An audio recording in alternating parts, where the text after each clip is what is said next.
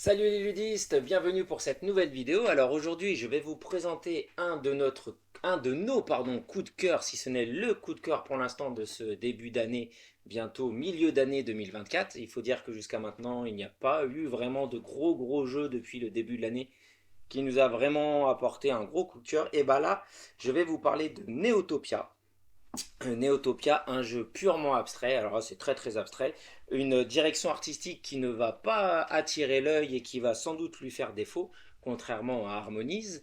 Mais ici on a vraiment un jeu abstrait, très malin, très fin, très tactique et très accessible. Ça c'est pas négligeable. Et donc on va vous présenter, non je suis tout seul, donc je vais vous présenter un petit peu plus Neotopia. Et attention, il y a une petite confusion, il n'est pas sorti en fin d'année 2023 ni en début d'année 2024, mais il est bien sorti seulement là maintenant en mai 2024. En fait, en fin d'année 2023, vers octobre-novembre, il me semble, il y a des boutiques qui ont commandé une version portugaise, si je ne dis pas de bêtises, mais version portugaise dans laquelle il y avait une version donc multilingue, dont le français, alors que là, c'est vraiment la version 100% française entre guillemets, parce que dans le multilingue il y avait le français, donc ça changeait pas grand chose. Mais là c'est la version 100% française qui vient seulement de sortir maintenant, donc ce n'est pas un retirage ni une réédition, c'est bien le jeu Neotopia en français, donc de chez Matago.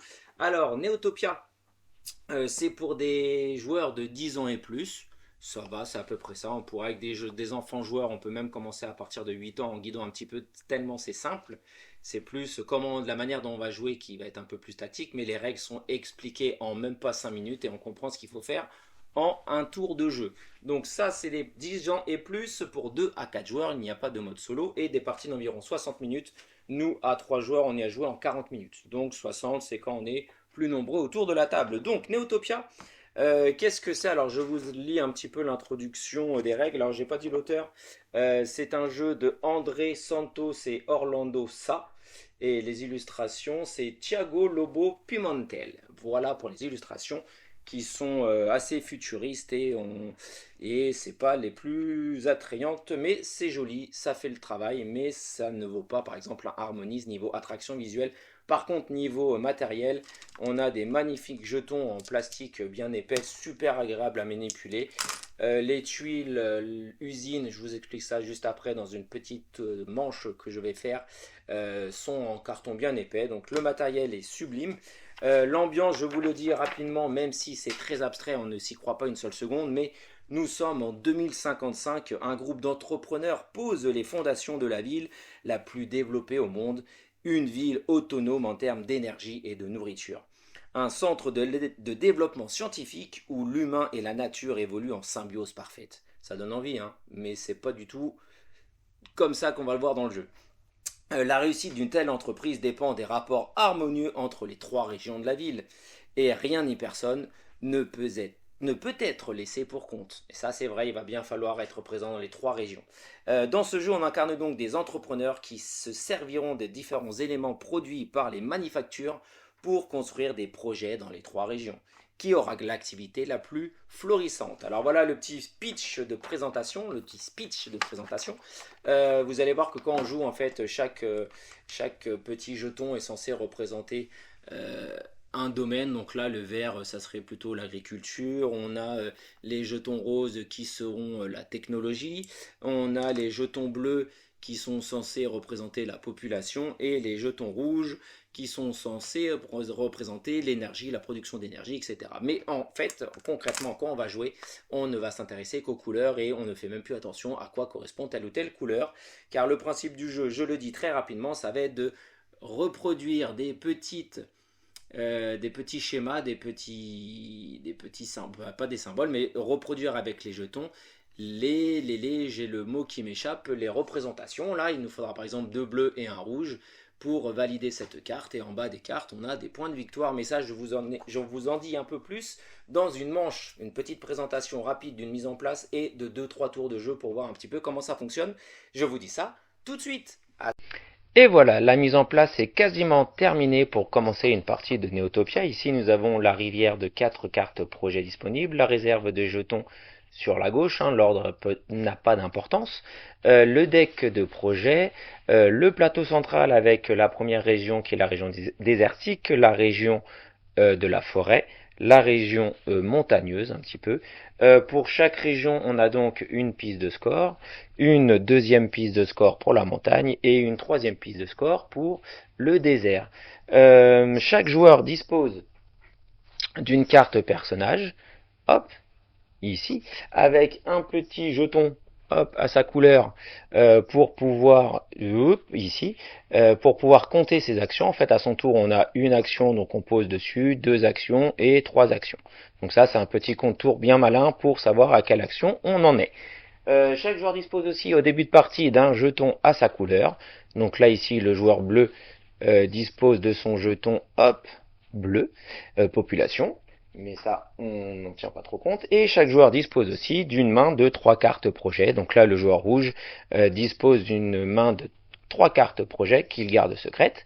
Et on désigne un premier joueur aléatoirement. Ici, par exemple, ce sera le joueur bleu. Et la partie est quasiment prête à commencer. Les trois dernières choses qu'il faut savoir, c'est que chaque région a sa propre zone de défaut. C'est-à-dire que quand on va valider un projet dans cette région-ci, on défaussera la carte face visible dans cette défausse-ci. Dans la zone désertique, on place dans la défausse qui est tout là-haut, et dans la forêt, on place dans cette zone de défausse ici. Sur le plateau aussi, on a placé aléatoirement, on a placé les jetons bonus, sur chaque petite zone grisée comme ça, hop, on place un jeton dessus. Et également, au-dessus de chaque défausse, on a placé 4 jetons bonus. Voilà, on va essayer de le mettre comme ça. 4 jetons bonus, un face visible et les autres sont face cachée. Et on les place sur le dessus, au-dessus de la défausse. Et ces petits jetons bonus là, on les obtiendra à chaque fois qu'on dépassera une petite case ici qui est encadrée de blanc avec un petit jeton. On prendra immédiatement le premier bonus et on révèle celui qui est en dessous. Les petites zones ici avec un point sont les zones de départ pour les joueurs. Donc au départ, les conditions de placement sont ultra simples. Chaque joueur va placer son jeton soit sur une zone avec un petit rond comme ça, soit sur une zone adjacente à un jeton déjà placé. Et lors de la mise en place, on a mis tout en bas ici une tuile. On a mis la tuile ici, tac, avec le petit drapeau pour dire que c'est la fin de partie. Donc on l'a placé et ici c'est indiqué. Pour 2 joueurs, on rajoute 9 tuiles. Pour 3 joueurs, on rajoute 10 tuiles. Et pour 4 joueurs, on rajoute 12 tuiles. Donc hop, on fait ceci. Sur la première tuile de l'usine, ici c'est l'usine. On a 3 manufactures sur les ailes qui partent. Ce sont en fait les zones de choix pour les pions. Et au départ, on a donc un jeton de chaque couleur dans l'usine et un jeton de chaque couleur dans chaque manufacture. Donc, on commence la partie où on finit plutôt la mise en place. Le joueur bleu va regarder ses cartes. Il va se dire, tiens, ça va être assez facile de faire ce projet-ci. Si le zoom veut bien se remettre, c'était parfait tout à l'heure, voilà. Et il va se dire, allez hop, je me mets dans la zone de la forêt. Petit rappel très important des règles, je vous rappelle, il faut scorer dans les 3 zones différentes. On scorera normalement nos 2 zones où on a le plus de points et on triplera la zone où on a le score le plus faible. Donc le joueur violet, hop, regarde elle aussi rapidement ses cartes. Elle se dit, bon, celle-là devrait pas être trop difficile à faire. Elle regarde si elle ne peut pas se servir du bleu qui a été posé par le joueur. Si, tiens, elle pourrait se dire, tiens, j'ai déjà un bleu, je vais tenter de poser un violet ici. Hop. Mais elle aurait très bien pu dire, bah moi je commence dans une nouvelle région ou je commence dans la région du désert là-haut. Mais elle va se servir du jeton du joueur bleu pour se dire, tiens, je vais me mettre ici pour commencer. Et le joueur rouge fait de même, il regarde ses cartes, il regarde s'il n'a pas quelque chose qui pourrait lui être utile. Là, pas trop, donc lui il va se dire, bah tiens, moi je vais commencer dans la région tout là-haut. J'ai oublié de vous préciser que chaque joueur a placé ses petits marqueurs de score dans chaque zone de score des 3 régions. Et le jeu peut maintenant commencer. Comment ça se passe? Un tour de jeu dans Neotopia est extrêmement simple, on ne peut pas faire plus simple. Chaque joueur dispose donc de 3 actions parmi seulement 2 choix. Le premier choix, ça va être de prendre un des jetons disponibles dans une des 3 manufactures et de le placer dans une des 2 régions adjacentes à cette manufacture. Si je choisis un jeton ici, je ne peux le placer que dans le désert ou dans la forêt. Si je choisis un jeton de cette manufacture, je le place soit dans la forêt, soit dans la montagne. Et si je prends dans cette manufacture-là, je ne peux le placer que dans le désert ou dans la montagne. Donc ça, c'est la première action possible. Je prends un jeton et je le place dans la région adjacente. Condition de pose, je dois juste poser adjacent à un jeton qui a déjà été placé. Ou si je commence une nouvelle région comme ici, je le place au centre. Voilà. Tant que je suis dans les conditions de pose, si jamais je place sur un endroit où il y a un jeton bonus, eh ben, je le récupère immédiatement et je peux utiliser un jeton bonus par tour ou le garder en fin de partie pour marquer 3 points.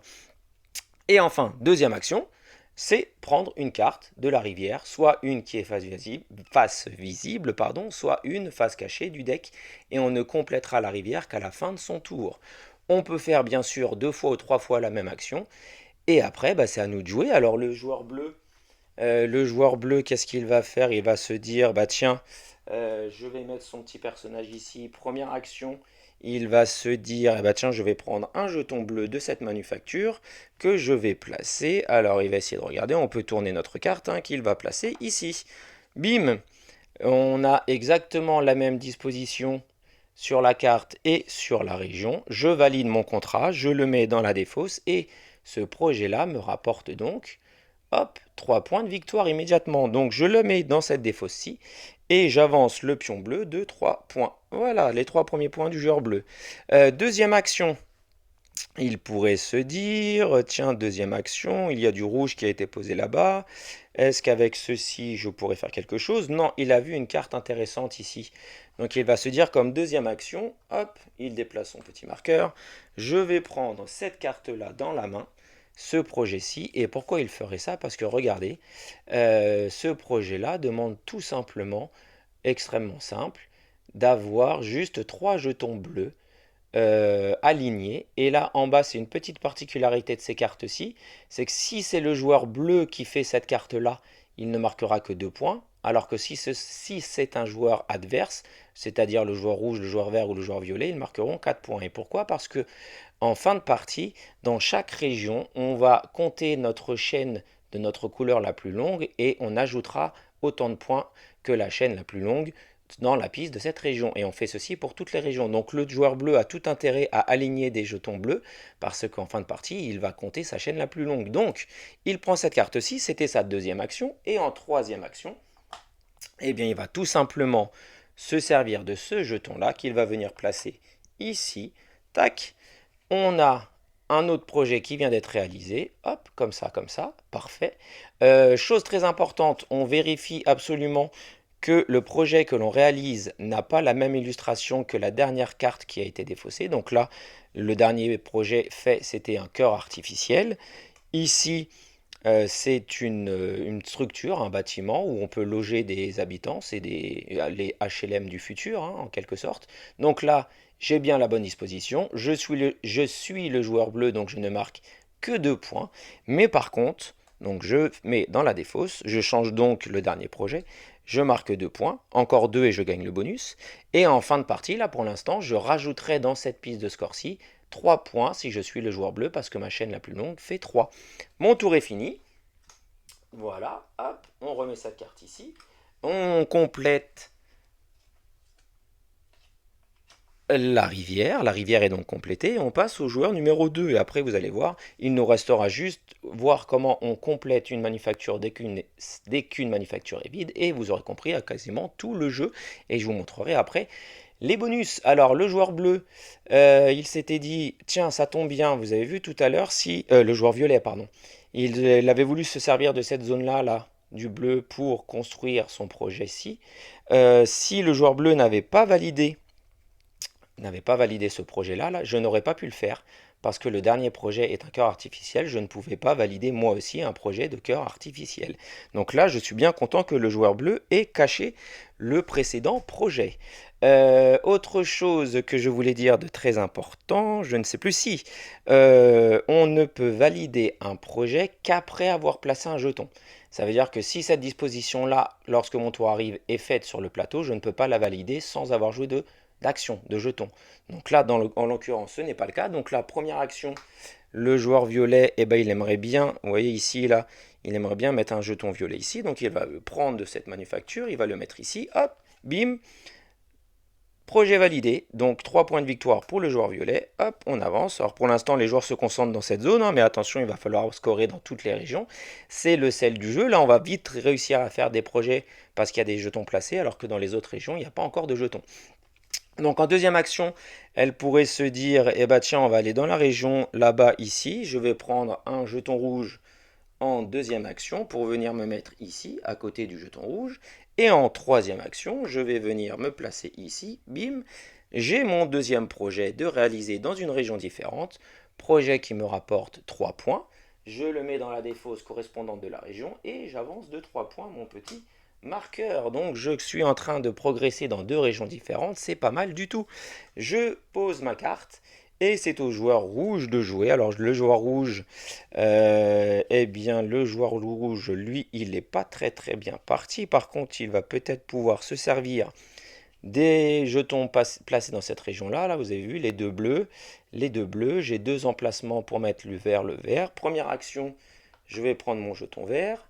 Deuxième action, je vais prendre le jeton vert d'en face. Et j'ai ma fabrique de nourriture qui a été créée. Donc j'ai la bonne disposition dans le sens comme ça, j'aurais pu aussi le faire dans l'autre sens et je marque 4 points. Ce n'est pas le même type de projet, j'ai le droit de le faire et je marque 4. Voilà, j'ai fait donc 2 actions très importantes du coup pour savoir où on en est. Qu'est-ce qu'il pourrait faire d'autre? Eh bien hop, j'ai oublié quelque chose. Deuxième action, je viens aussi de vider une manufacture. Donc qu'est-ce qui se passe? On enlève tous les jetons de l'usine centrale. On retourne la tuile. Et quand on retourne la tuile, eh ben, ça nous dit quels sont les jetons qui vont apparaître dans l'usine centrale pour réalimenter la future manufacture, hein, celle-là ou celle-là, qui va se vider. Donc on met tout simplement 2 jetons verts, un jeton violet et un jeton rouge. Hop, voilà, l'usine est alimentée, cette tuile-ci est défaussée, on va la mettre ici, on ne s'en servira plus. Et maintenant, dès que cette usine-là, cette manufacture, ou celle-là, mais ça risque d'être celle-là, sera vide, eh bien on fera venir ces jetons dans cette manufacture-là. Et donc pour notre joueur bleu, alors rouge, pardon, juste pour le symbole, hein, il va jouer ici, hop, il commence une nouvelle région, donc il n'a pas le choix, il se met au centre. Immédiatement, donc c'était son action numéro 3. Immédiatement, on ralimente la manufacture qui vient d'être vidée. On tourne la tuile usine. Et là, maintenant, ça me dit 2 jetons verts. Alors, je n'ai pas mis tous les jetons. Hein, il y en a beaucoup plus hein, dans la boîte. Un jeton violet et un jeton bleu. Tac. Et je défausse la tuile usine. Et maintenant, j'ai la tuile usine. Oui, j'ai la nouvelle alimentation qui est apparue. Et le joueur rouge a fini son tour de jeu. Voilà, vous savez maintenant comment se passe un tour de jeu. L'interaction entre les joueurs, ce que vous avez vu quand on place un jeton, ça aide pour la construction de projets des autres.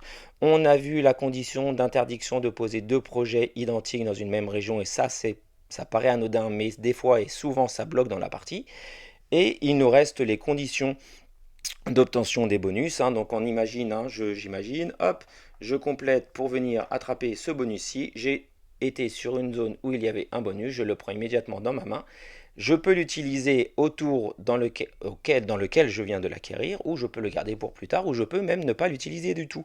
Alors je vais juste vous montrer les différents bonus possibles. Alors on a celui-là, et on a celui-ci. Alors celui-ci, extrêmement simple. C'est juste qu'on a le droit d'avoir une action supplémentaire, donc on peut faire 4 actions au lieu de 3. Pas compliqué. Ici, on a le bonus, hop, la petite main avec le petit 2, ça veut simplement dire que quand je défausse ou j'utilise ce jeton, j'ai le droit de piocher 2 cartes projet que je mets dans ma main. Ici, pouvoir assez sympathique, ça veut dire que j'ai le droit de prendre un jeton de la réserve de n'importe quelle couleur et de venir le placer dans n'importe quelle région. Plutôt sympa. Et le dernier bonus possible, qui est très sympa aussi, c'est de placer un jeton que l'on prend d'une manufacture et venir le placer, vous avez vu, sur les petits pointillés là. Parce que si on regarde dans les régions, ici, on a des petites zones, alors on voit pas bien là à l'écran, mais on a des petits ronds en transparent un petit peu. Et en fait, ce jeton-ci nous permet de venir placer en respectant les conditions de pose, hein. Par exemple, ici, j'ai un petit emplacement là qui est dessiné mais qu'on ne voit pas beaucoup. En utilisant ce bonus-là, j'aurai le droit de prendre un jeton et de venir le placer dans la bordure extérieure d'une région. Et ça, quand ça commence à être bien complet, eh bien, c'est plutôt sympathique. Donc voilà, il y a 4 types de bonus. Si je dis pas de bêtises, je regarde, oui, et c'est super bien expliqué dans la règle, hein, on a que les... Alors là, c'est flou, mais je vous assure que c'est bien expliqué dans la règle. Voilà, on a les 4 bonus ici. Règle générale, voilà, hop, l'aide de jeu ultra simple. 2 actions possibles, piocher une carte de l'offre du dessus du paquet et l'ajouter à sa main, ou déplacer un élément d'une manufacture vers une région. Voilà, en règle, on ne peut pas faire plus simple, mais c'est diablement efficace. Donc, je fais une simulation de... Alors, on a oublié juste, admettons, le joueur bleu, là, il a dépassé la case 7, comme je vous ai dit tout à l'heure, il gagne immédiatement le bonus du dessus, et on révèle le bonus suivant. Tout simple. Ça marche de la même manière ici, hein, on a la piste, dès qu'on atteint 7 points, 13 points ou 18 points, ça fonctionne de la même manière sur les 3 régions. Je vous fais une petite disposition finale pour voir la condition de fin de partie et on se revoit tout de suite. Alors juste avant, pardon, fin de partie, c'est extrêmement simple. Dès qu'on est arrivé sur la dernière tuile, on la retourne et ça nous dit que pour la dernière manche, on met en place un jeton de chaque couleur dans l'usine centrale. On finit le tour en cours et tous les joueurs ont droit à un dernier tour de jeu et ça déclenche la fin de partie. Fin de partie, bah, je vais vous le dire tout de suite, c'est pas compliqué. On va faire une simulation un petit peu grotesque, on va dire. Hop, allez, tac. Lui à 15. Ici, on va le mettre à 10. Lui, on va le mettre à 11. Ici, on va le mettre à 13. Et de ce côté-ci, on va lui mettre à 18. Ici, on va mettre à 13. Ici, on va mettre à 10. Voilà, donc on va faire ça. Fin de partie, ce qu'il faut faire, 1, 2, 3, ce qu'il faut faire dans chaque région. On regarde pour chaque joueur la chaîne de jetons de sa couleur la plus longue. Donc ici, le joueur bleu a une chaîne de 2, donc hop, il augmente de 2. Le joueur violet a une chaîne que de 1, hop, il augmente de 1. Le joueur bleu n'a pas de bleu, ça ne se produira pas dans une partie, hein, mais là il n'a pas de bleu, donc il n'avance pas. Ici, le joueur bleu, sa plus longue chaîne, c'est 3, 1, 2, 3, donc il avance de 3, donc il était à 10, il passe maintenant à 13.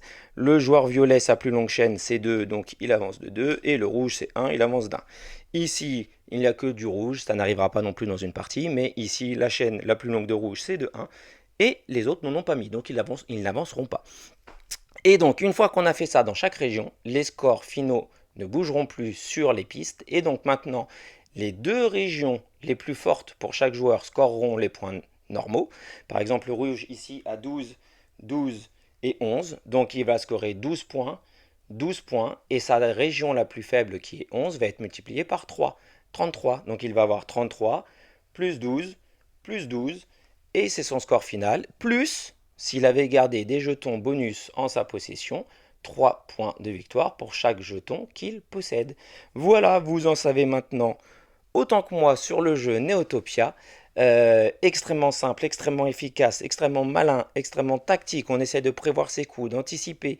Le fait que les projets, là, on n'ait pas le droit de faire 2 fois le même à suivre, c'est bien embêtant. Donc si on repère un petit peu ce que font les autres, on peut essayer d'anticiper. L'histoire des chaînes les plus longues dans chaque région est très sympa aussi parce qu'on n'a pas envie d'agrandir. Si je suis le genre rouge, par exemple, j'ai pas envie d'agrandir sa chaîne bleue, là, pour qu'il score beaucoup sur cette zone-là. Donc plein de petits twists sympas. Voilà, vous savez comment ça se joue. On se retrouve pour un petit bilan final. Et voilà, donc maintenant vous en savez un petit peu plus sur ce Neotopia, comment se déroule une manche, comment se déroulent les tours des joueurs, qu'est-ce que l'on peut faire à notre tour. Et donc, comme je l'ai dit en introduction, c'est un véritable coup de cœur de ce début d'année 2024. Et ce pour plusieurs raisons. Tout d'abord, l'extrême simplicité des règles. Mais qui n'empêche pas une vraie profondeur de jeu avec des choix tactiques.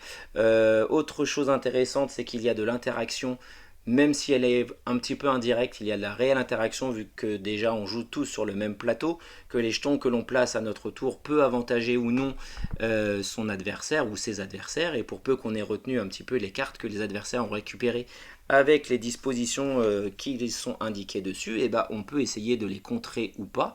Autre interaction, c'est qu'on n'a pas forcément envie de créer de grandes chaînes de couleurs d'un adversaire, parce qu'en fin de partie, dans chaque région, il va scorer sa chaîne la plus longue, et donc il va augmenter son score ainsi dans chaque région.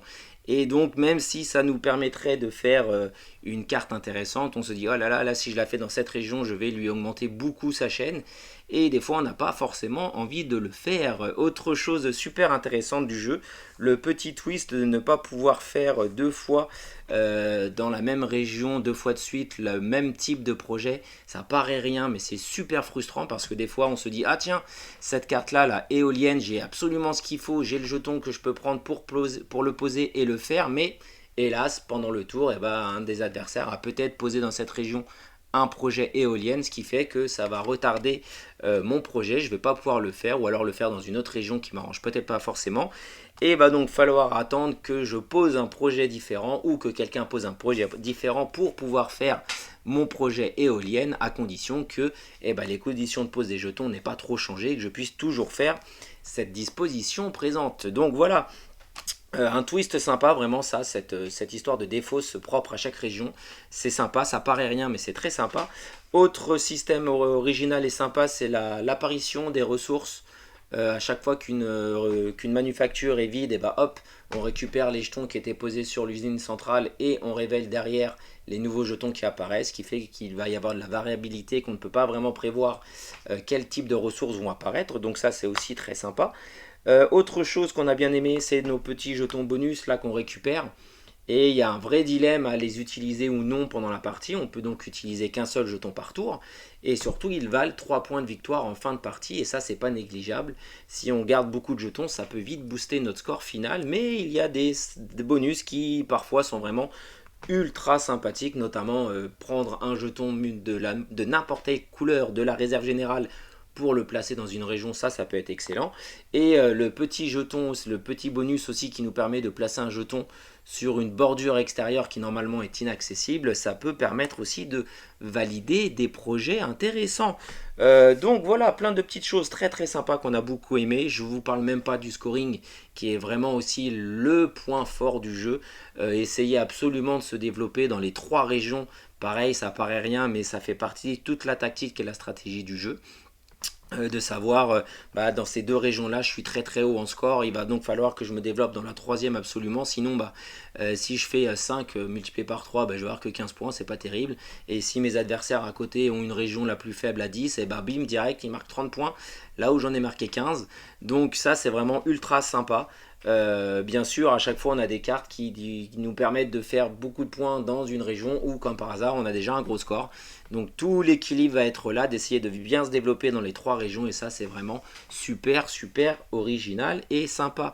Même si ce type de conditions de scoring on l'a retrouvé aussi dans un autre jeu, je sais plus lequel c'était, où là on avait aussi différentes manières de scorer, on avait différents scorings séparés, et en fin de partie on ne marquait que le score le plus faible.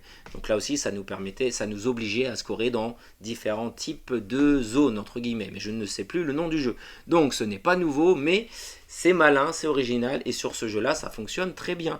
Qu'est-ce que Neotopia en négatif? En négatif ça va être plutôt son thème et sa direction artistique, ses illustrations qui ne sont pas des plus vendeurs, qui ne sont pas accrocheurs on va dire, et ça va lui faire beaucoup défaut parce que je ne peux pas m'empêcher de le comparer à Harmonize, qui lui a une direction artistique, des illustrations de fou, un matériel absolument sympa, alors que ici, attention, le matériel, les jetons ici sont très agréables, sont très beaux, c'est très coloré, c'est super agréable à manipuler aussi. Mais voilà, le thème et les illustrations sont moins vendeurs on va dire. Harmonize aussi a ces jetons qui eux sont en bois. La grosse différence avec Harmonize, c'est qu'Harmonize on peut construire en hauteur, là on ne peut pas le faire. Autre grosse différence, c'est que dans Harmonize on est chacun dans son coin, même si on joue à 3 ou 4 en fait on ne s'intéresse pas à ce que font les autres, on pourrait jouer tout seul, ça serait la même chose. Alors que là il y a vraiment de l'interaction, on joue tous ensemble sur le même plateau, c'est beaucoup plus sympa. Harmonize, pour vous dire, je l'aime quasiment autant en solo. On y joue à 2 ou à 3 avec Ludimalo et Ludimel, ça fonctionne très bien, mais vraiment c'est chacun dans son coin, on optimise son petit truc et on essaye de faire le meilleur score.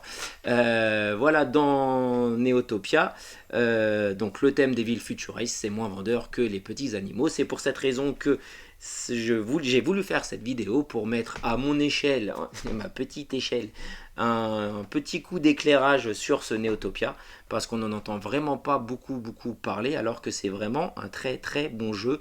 Les amateurs de jeux abstraits, foncez dessus, c'est vraiment ultra sympa, très accessible. Ça peut être une très bonne porte d'entrée dans les jeux abstraits, tellement les règles ne font pas peur. C'est vraiment très simple. À mon tour, je peux soit poser un jeton, soit...